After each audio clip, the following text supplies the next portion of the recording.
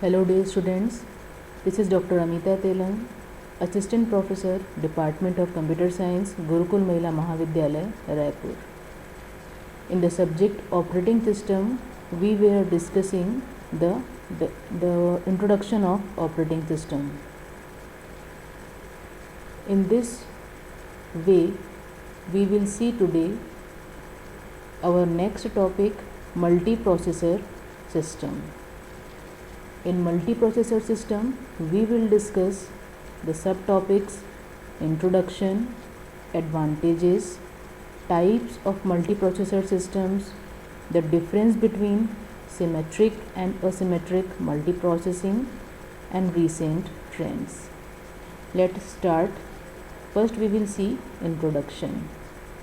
As we all know that single processor systems are most common. Multiprocessor systems, they are also known as parallel system or tightly coupled systems, are growing in importance. Such systems have one, two or more processors in close communication, sharing the computer bus and sometimes the resources. As we all know one more thing, that it is also known as shared memory processor system, shared memory multiprocessor, or we can say simply multiprocessor system.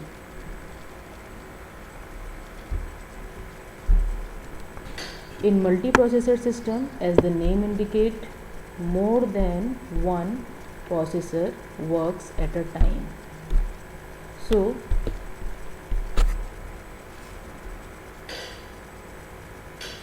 in recent scenario, multiprocessor systems are fastly growing systems, and the only unusual property of this system is that the CPU can write some value into memory word and then read the word back and get a different value. So in a multiprocessor system, two or more CPUs share full access to a common RAM, and a program running on any of the CPU sees a normal virtual address space. Although all multiprocessors have the property that every CPU can address all of memory, some multiprocessors have the additional property that every memory word can be read as fast as other memory word. These machines are called UMA or Uniform Memory Access.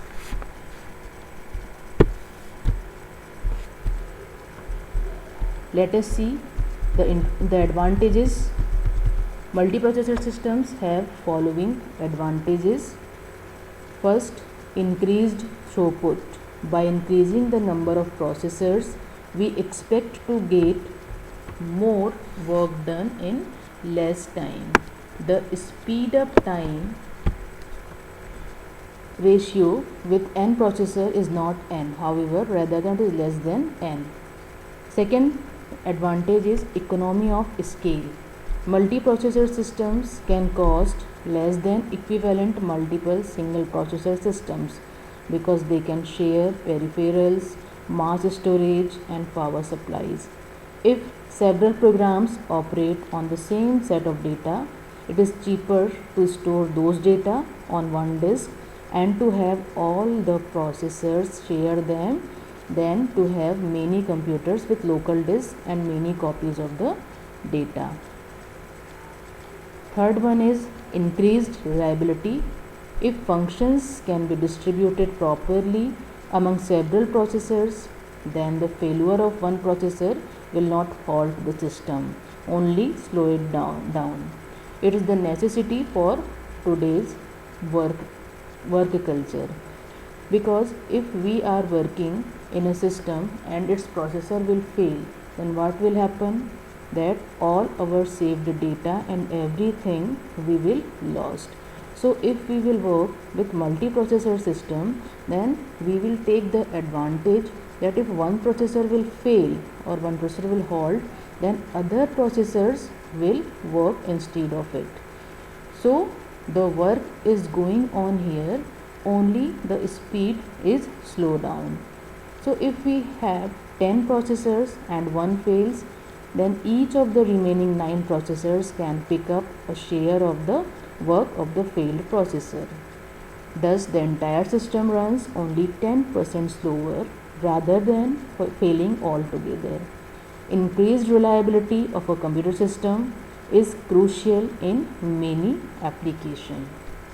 Fault tolerance is another advantage of multiprocessor system. It is a mechanism to allow the failure to be detected, diagnosed, and if possible corrected. The HP non-stop system usage both hardware and software duplication to ensure continued operation despite faults. The system consists of multiple pairs of CPUs working in lockstep. Both processors in the pair execute each instruction and compare the results. If the results differ, then CPU of the pair is at fault and both are halted. The process that was being executed is then moved to another pair of CPUs and the instructions that failed is restarted. So this solution is expensive, but it involves special hardware and considerable hardware duplication. So if we are working with something very exclusive, then fault tolerance feature is very important, because using fault tolerance we are able to detect, diagnose and correct the faults. As we discussed here, that HP non-stop system, this uses both hardware and software duplication.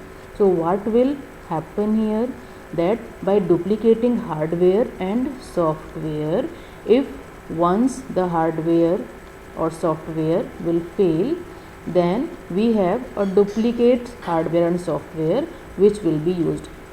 It is very costly process because we are duplicating hardware and software, so the cost of hardware and software will increase. Now let us move to type of multiprocessor system. The multiple processor systems in use today are of two types. Number one, asymmetric multiprocessing. Here, some systems in which each processor is assigned a specific task. What is asymmetric multiprocessing? Where each processor is assigned a specific task. Simple. A master processor controls the system and the other processors either look to the master for instruction or have predefined task.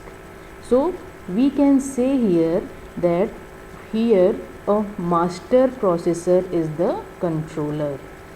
It controls all other processors and all other processors look to the master for instructions. So this scheme defines a master-slave relationship. The master processor schedules and allocates work to the slave processor. So it is a type of master-slave attribute. Next is symmetric multiprocessing. The most common system use symmetric multiprocessing or SMP, in which each processor performs all tasks within the OS. SMP means that all processors are peers. No master-slave relationship exists between processors. So, as in asymmetric multiprocessing, there was master-slave relationship, means master was the controller and all the slave processors look to the master for instructions. But here every processor is master itself, means it is peer, it is called peer. Okay, no master slave relationship exists between processor.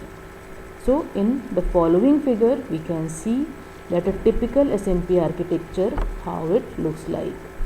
An example of the SMP system is Solaris, a commercial version of Unix designed by Sun Microsystems. A Solaris system can be configured to employ dozens of processors, all running Solaris. Virtually all modern OS, including Windows, Windows XP, Mac and Linux, they all support for SMP. The benefit of this model is that many processes can run simultaneously. N processes can run if there are N CPUs without causing a significant deterioration of performance. That was the figure for SMP, that you can see here that every CPU is peer or every CPU is master here. Now the difference between these two, so what is the difference? It may result from either hardware or software. Special hardware can differentiate multiple processors, or the software can be written to allow only one master and multiple slaves. So for instance, Sun's operating system Sun OS version 4 provides asymmetric multiprocessing, whereas version 5 is symmetric on the same hardware. So we can say here that the difference is basically in their hardware. Now let us see the recent trends, what is going on these days in this field. A recent trend in CPU design is to include multiple compute cores on a single chip. In essence, these are multiprocessor chips. Two-ways chips are becoming mainstream, while N-way chips are going to be common in high-end systems. So, aside from architectural considerations such as cache, memory and bus contention, these multi-core CPUs look to the operating system just as and standard processors. Lastly, blade servers are a recent development in which multiple processor boards, I/O boards and networking boards are placed in the same chassis. So the difference between these and traditional multiprocessor systems is that each blade processor board boots independently and runs its own operating system. Some blade server boards are multiprocessor as well, which blurs the lines between types of computers. In essence, those servers consist of multiple independent multiprocessor systems.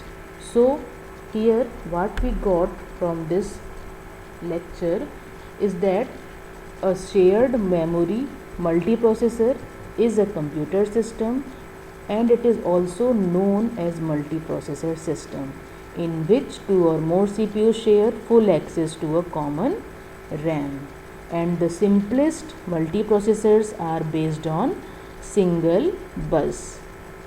Two or more CPUs and one or more memory modules all use the same bus for communication. This is the very simple architecture which I am going to detail here. So when a CPU wants to read a memory word, it first checks to see if the bus is busy. If the bus is idle, the CPU puts the address of the word it wants on the bus, asserts a few control signals and wait until the memory puts the desired word onto the bus. And if the bus is busy, when CPU wants to read or write memory, the CPU just waits until the bus becomes idle. So what is going on here, that if we are using a single processor system, then there are possibilities of delaying the attributes and delaying the processes. So we will use a multiprocessor system instead of this. In our next class, we will discuss the topic operating system as resource manager. Thank you very much.